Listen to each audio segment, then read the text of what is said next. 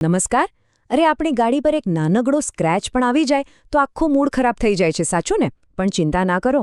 ચાલો આજે આપણે જાણીએ કે કઈ રીતે ઘરે બેઠા જ એકદમ સહેલાઈથી આવા નાના મોટા નુકસાનને બાય બાય કહી શકાય. વિચારો, તમે મસ્ત પાર્કિંગમાંથી ગાડી બહાર કાઢો અને બૂમ! અચાનક નજર પડે એક નવા નક્કોર સ્ક્રેચ પર. કેવો જીવ બળે નહીં? એ નાનકડો ડેન્ટ કે સ્ક્રેચ આખા દિવસની મજા બગાડી નાખે છે. તો સવાલ એ જ છે, શું તમારી ગાડી પર પણ આવું કોઈ નવો મહેમાન આવી ગયો છે? જો જવાબ હા હોય તો બસ રિલેક્સ થઈ જાઓ. આ માહિતી બસ તમારા માટે જ છે.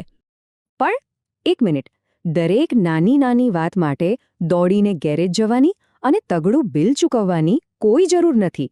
ખરેખર એવા કેટલાક જાદુઈ અને સરળ ઉપાયો છે જે ઘરે બેઠા જ અજમાવી શકાય છે. તમે જુઓ, આપણા માટે કાર એ ખાલી એક જગ્યાએથી બીજી જગ્યાએ જવાનું સાધન નથી. ના, એ તો આપણી સ્ટાઇલ છે, આપણી પર્સનાલિટીનો એક ભાગ છે. એટલે જ તો જ્યારે એના પર એક નાનકડો દાગ પણ લાગે ને, ત્યારે સીધો દિલ પર ઘા વાગે એવું લાગે છે. તો તૈયાર છો? ચાલો ત્યારે હવે આપણે એવી 5 સુપર ઇફેક્ટિવ DIY ટ્રિક્સ પર એક નજર નાખીએ જે તમારી ગાડીની ચમક પાછી લાવી દેશે, અને એ પણ ઘરે બેઠા. અને સૌથી બેસ્ટ પાર્ટ શું છે ખબર છે? આ 5 રીતોથી તમારો કિંમતી સમય અને મહેનતની કમાણી બંને બચશે. સાચું કહું ને તો કારનું મેન્ટેનન્સ પછી તો સાવ રમત જેવું લાગશે. ઓકે, તો સૌથી પહેલાં આપણે એ દુશ્મનનો સામનો કરીએ જે સૌથી કોમન અને સૌથી હેરાન કરનારો છે, પેઇન્ટ પરના સ્ક્રેચ.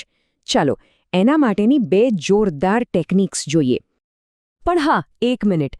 કોઈ પણ ટ્રેક અજમાવીએ એ પહેલાં એક ગોલ્ડન રૂલ, અને આ ભૂલવાનો નથી. સૌથી પહેલાં એ જગ્યાને બરાબર સાફ કરવી પડે. કેમ? કારણ કે એનાથી જ ખબર પડશે કે સ્ક્રેચ કેટલો ઊંડો છે અને આપણો ઉપાય પણ પછી બરાબર કામ કરશે. હવે સૌથી મોટો કન્ફ્યુઝન, સ્ક્રેચ રિમૂવર વાપરવું કે ટચઅપ પેઇન્ટ? જો, એકદમ સિમ્પલ છે. જો સ્ક્રેચ માત્ર ઉપરની ચામડી જેવો હોય, એટલે કે ખાલી પેઇન્ટના ઉપરના લેયર પર, તો સ્ક્રેચ રિમૂવર બેસ્ટ છે. પણ જો ઘાવ ઊંડો હોય, એટલે કે સ્ક્રેચ પેઇન્ટની અંદર સુધી પહોંચી ગયો હોય, તો પછી ટચઅપ પેઇન્ટ સિવાય કોઈ છૂટકો નથી. આ નાનો પણ ખૂબ જ કામનો તફાવત છે. સ્ક્રેચ રિમૂવર વાપરવાની રીત તો સાવ સહેલી છે. બસ થોડુંક રિમૂવર એક સોફ્ટ કપડા પર લો અને સ્ક્રેચવાળી જગ્યા પર હળવે હળવે ગોળ ગોળ ફેરવો. તમે જોશો કે નાના મોટા સરફેસ સ્ક્રેચ તો જાણે જાદુથી ગાયબ થઈ જશે. હવે વાત કરીએ ઊંડા સ્ક્રેચની. એના માટે તો ટચઅપ પેઇન્ટ જ હીરો છે. અને અહીંયા એક સૌથી અગત્યની ટીપ.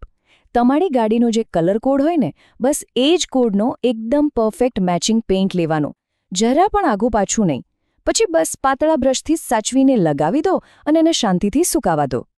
ચાલો, ધ સ્ક્રેચનું ચેપ્ટર તો પૂરું થયું. હવે આવીએ બીજા એક માથાના દુખાવા પર, એટલે કે નાના મોટા ખાડા, જેને આપણે ડેન્ટ્સ કહીએ છીએ. એને ઘરે કઈ રીતે ઠીક કરવા? ચાલો ફટાફટ જાણી લઈએ. આપણી પહેલી ટ્રીક છે ગરમ પાણી. હા, તમે સાચું સાંભળ્યું. અને આ ટ્રીક છે ને, ખાસ કરીને પ્લાસ્ટિકના બમ્પર પર પડેલા નાના ડેન્ટ્સ માટે તો એકદમ જાદુઈ ઇલાજ જેવી છે. આની પાછળનું લોજિક બહુ સિમ્પલ છે. જેવું તમે ડેન્ટ પર ગરમ પાણી રેડો એટલે પ્લાસ્ટિક થોડું નરમ થઈ જાય. બસ પછી પાછળથી હળવો ધક્કો મારો એટલે ફરીથી પોતાના ઓરિજિનલ શેપમાં આવી જશે. પણ એક વાત ખાસ યાદ રાખજો, આ ટ્રીક ફક્ત નાના અને હળવા ડેન્ટ્સ માટે જ છે હો.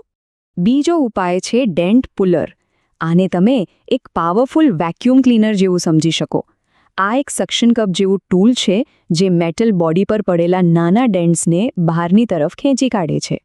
આને વાપરવા માટે સક્શન કપને ડેન્ટની બરાબર સેન્ટરમાં મૂકીને ધીમે ધીમે બહાર ખેંચવાનું. પણ અહીં એક મોટી ચેતવણી છે.